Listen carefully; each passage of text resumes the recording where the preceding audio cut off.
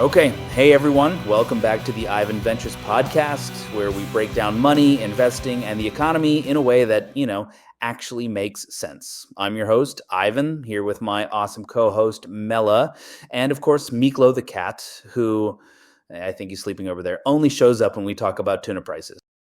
He's just saving his energy. But yeah, today's episode is about something we all feel every single day: inflation and deflation. And I know the words sound kind of scary, but don't worry, it's not a boring econ class. We promise to make it fun, simple, and maybe even a little funny.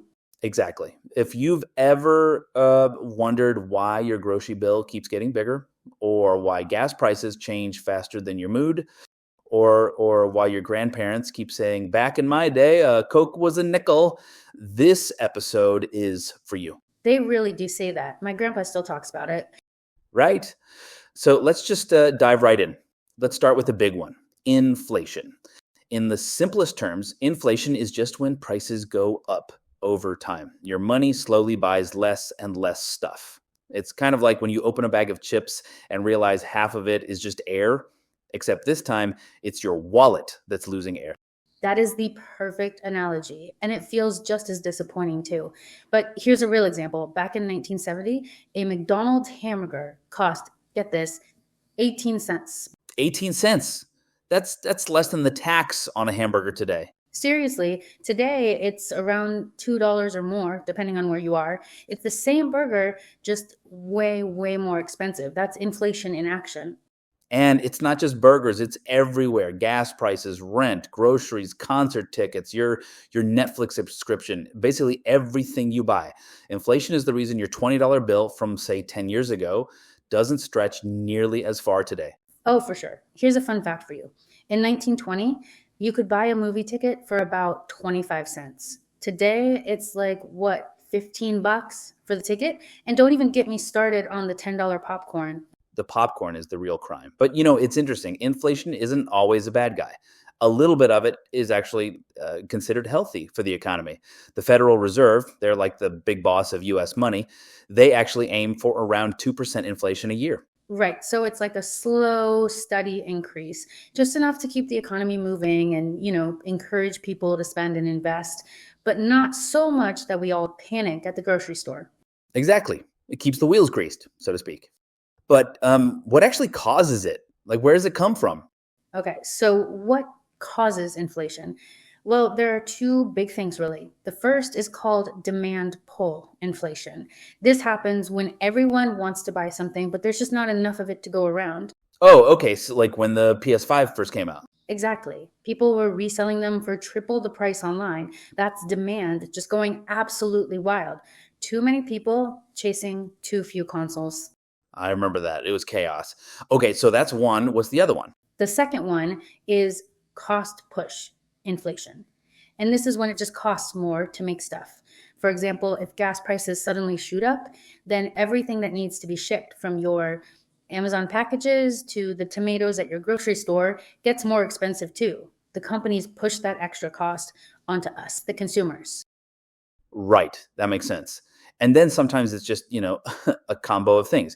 Like it's just too much money chasing too few goods. I'm thinking of when the government pumped stimulus checks during the pandemic, which, was good for keeping people afloat, but it also added a lot of fuel to that inflation fire because everyone had a bit more cash to spend. Totally. Suddenly, everyone was trying to buy a new desk or a Peloton or whatever, and the supply chain just couldn't keep up. Here's another fun fact for you. Did you know in the 1970s, US inflation got so bad, they actually called it the Great Inflation? Prices were going up so fast that people would rush to buy things the second they got paid, before they got even more expensive. It was kind of like the panic buying of toilet paper in 2020, but for like everything. Wow, that's wild to think about. Okay, so that's inflation. What about its weird twin, deflation? Right. Now let's talk about the opposite, deflation. That's when prices actually fall over time.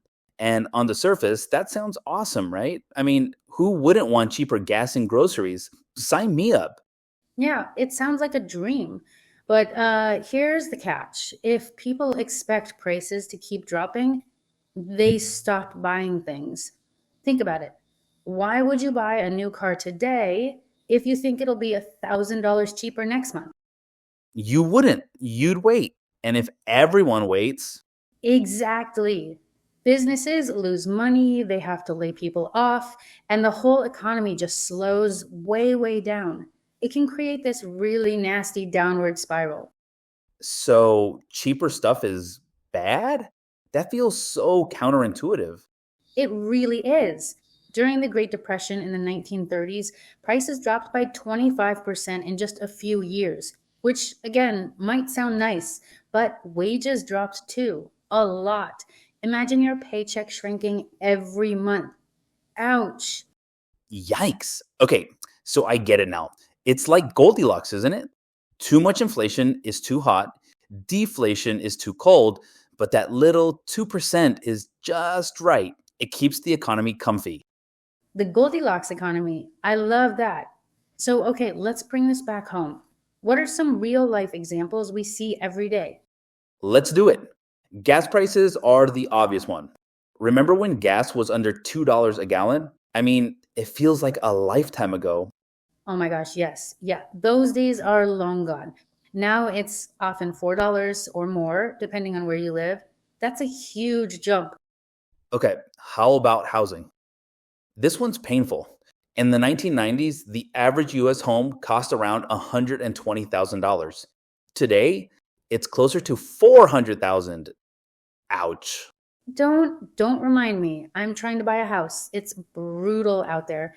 And college tuition. This is my favorite.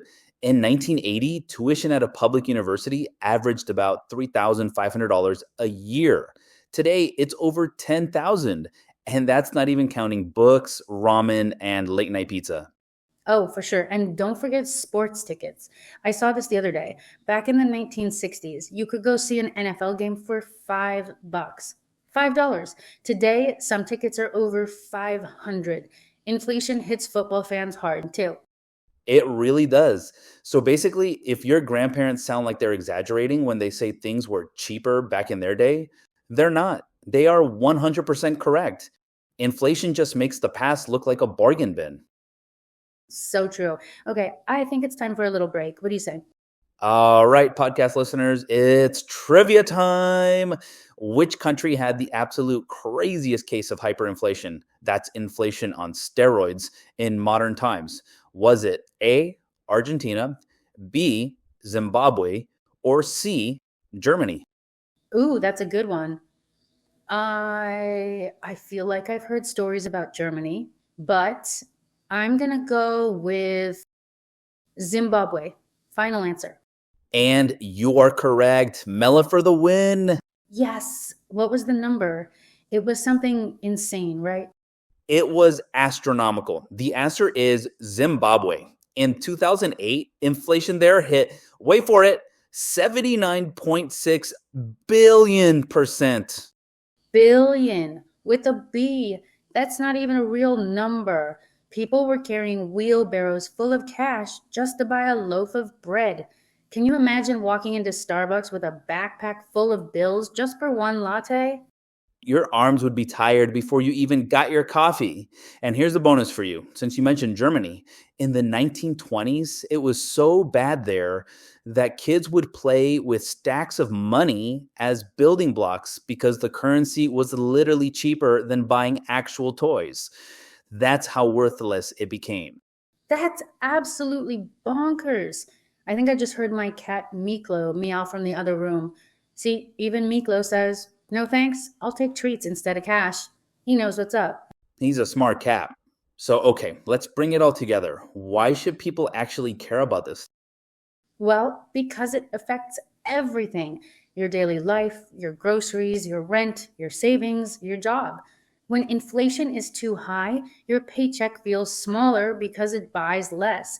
But when there's deflation, businesses struggle and jobs can vanish. It's a really delicate balance. So, what's the best way to protect yourself from the stuff? Yeah, the key really is that balance. And the best way to protect yourself is Well, this isn't financial advice, but generally the idea is to not just hoard cash under your mattress. You have to invest it. Spread it across things like stocks, bonds, real estate, things that have the potential to grow faster than inflation. Otherwise, inflation would just sit there and eat your money like Miklo eats catnip, slowly at first and then all at once. Exactly. You've got to put your money to work. So there you have it. Inflation versus deflation, the two big money forces shaping our lives every single day. Now you can impress your friends the next time someone complains about gas prices. You can be like, well, is it demand pull or cost push inflation? And, it's not just about saving and investing. It's also about being a smart consumer. Little things can add up. For example, negotiating your bills, like your cable or internet, can save you hundreds a year, or using cashback apps and rewards programs. It's like giving yourself a raise without having to ask your boss. That's a great point, Mila. It's about being proactive. Another thing is to keep learning. The economy is always changing, and the more you know, the better you can adapt.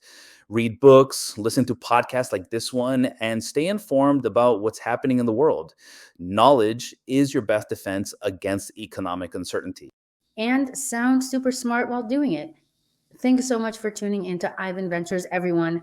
Don't forget to subscribe, share this episode with a friend, and tell us in the comments what's the craziest price increase you've seen in your lifetime.